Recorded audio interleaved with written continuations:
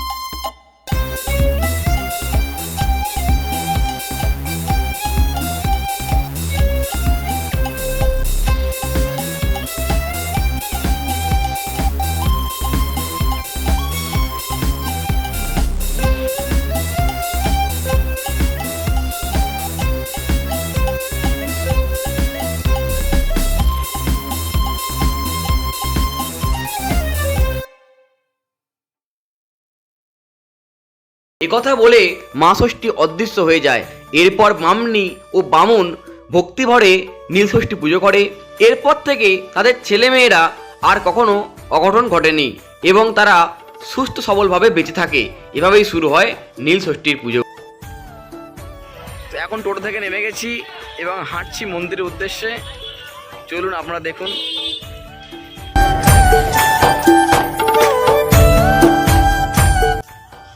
শুধুমাত্র নীলের দিনই নয়, শ্রাবণ মাসে প্রত্যেকটি সোমবার শিবরাত্রির দিন মহাপূজা হয় বাবার কাছে। আমরা ওখান থেকে ডালি কিনে নিলাম এবং পুজো দেওয়ার জন্য মন্দির প্রাঙ্গণে প্রবেশ করলাম।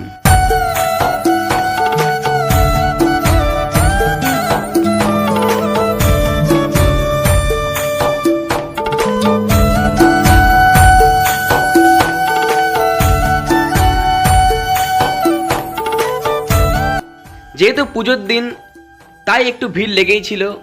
আমরা লাইন দিয়ে বাবাকে সম্পূর্ণভাবে দর্শন করলাম এবং ভক্তি ভরে বাবাকে পুজো করলাম।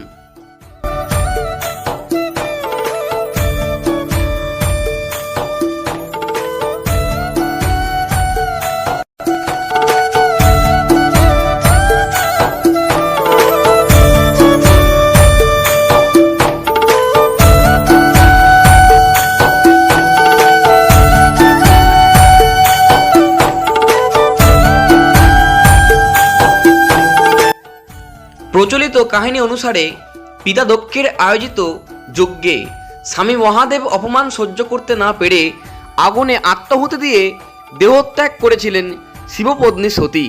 তারপর নীলধ্বজ রাজার ঘরে নতুন জন্মগ্রহণ করেন তিনি। সেই জন্মে তার নাম হয় নীলাবতী। এই কন্যার সঙ্গে শিবের বিয়ে দেন রাজা নীলধ্বজ, অর্থাৎ দেবী পার্বতীর আরেক নাম হলো নীলাবতী।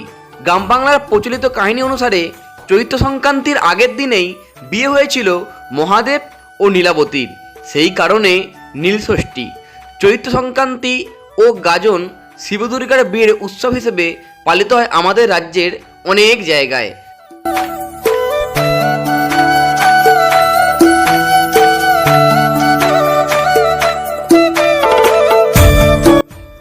প্রায় 400 বছরেরও পুরনো মেলা এই শ্যামচন্দ্রপুরের শিব মেলা। এই মেলাটি চলে 4 দিন ধরে। নদীর ধারে অবস্থিত এই মেলাটির সৌন্দর্য সত্যি অনস্বীকার্য। এই রকম দৃশ্য হয়তো খুবই কম জায়গায় মেলে।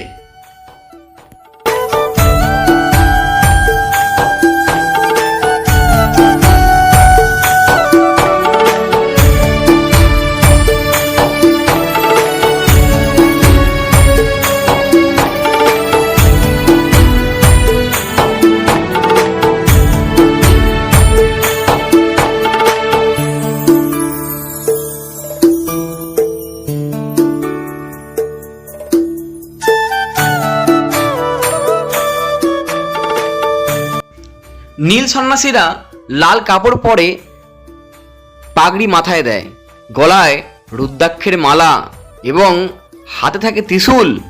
নীলকে সঙ্গে করে এই মিছিল করেন। এদের দলপতিকে বলা হয় বালা।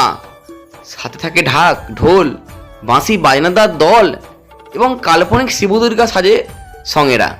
গৃহস্থ মহিলারা উঠানে আলপনা দিয়ে নীলকে আহ্বান করে বড়াসনে বসিয়ে তার মাথায় তেল সিঁদুর পরিয়ে দেন। নীল সন্ন্যাসীরা ও শিব দুর্গার সঙ্গেরা পূজার সময় নীলকে সুসজ্জিত করে গীতিবাদ্য সহযোগে বাড়ি বাড়ি ঘোরান এবং ভিক্ষা সংগ্রহ করেন। সঙ্গে চলে নীলের গান। নীল বা নীলকণ্ঠ হল মহাদেব শিবের অপর নাম।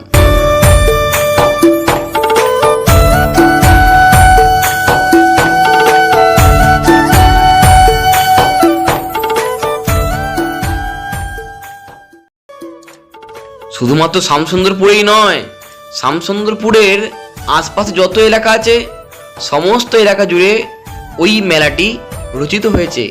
এই মেলায় যাত্রা, নাগরদোলা, জারিসারি, রামায়ণ গম্ভীরা কীর্তন, পালার আসর, সমস্ত কিছু যা দর্শনার্থীদের মুগ্ধ করে। তাই কবিগুরু যথার্থই বলেছেন, উপলক্ষ যাই হোক না কেন, বাঙালির সকল উৎসবের মধ্যে একটা সার্বজনীন রূপ আছে। এতে ধর্ম, সম্প্রদায়, জাত পাত বা ধনী গরিবের সামাজিক বিভক্তি বাধা হয়ে দাঁড়ায় না, বরং সকল শ্রেণীর মধ্যে সেতুবন্ধন রচিত হয়। আর এ কারণেই কালের বিবর্তনের সঙ্গে আনুষ্ঠানিকতার ধরন পাল্টালেও আবহমান বাংলার সামাজিক উৎসব, পার্বণ বা গণমানুষের মেলবন্ধনের ঐতিহ্য কৃষ্টিগুলো আজও হারিয়ে যায়। সত্যি মেলা আমাদের এক ঐতিহ্য। আজ এই পর্যন্তই। চ্যানেলটিকে সাবস্ক্রাইব, লাইক এবং কমেন্ট করে দিন। ধন্যবাদ।